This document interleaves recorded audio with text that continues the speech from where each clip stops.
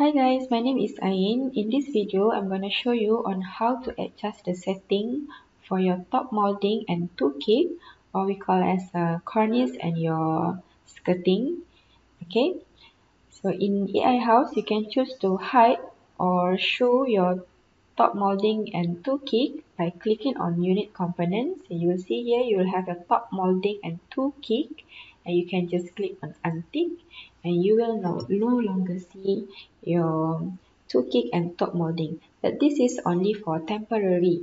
But if you want to make it permanent, you want to remove it permanently, you click on tool setting and go to the global setting. So here you will have this generate top molding and generate toolkit, and if you want to make it permanently remove, you can click on disable, okay, and just click cross and it will not generate if you open another project too.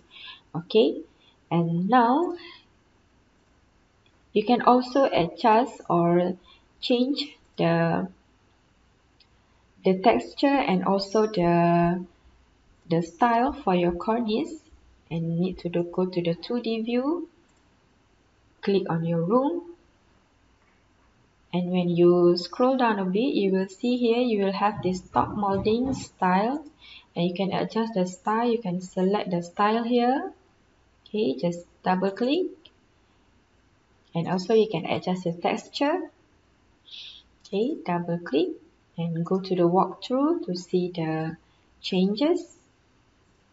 And also you can click on the wall and you can click on style, just choose any style, and also you can adjust the texture, double click, and you can also adjust the size.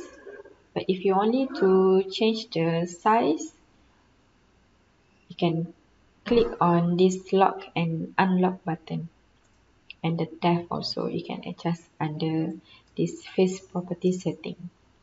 Okay, so that's all. Happy trying. Bye bye.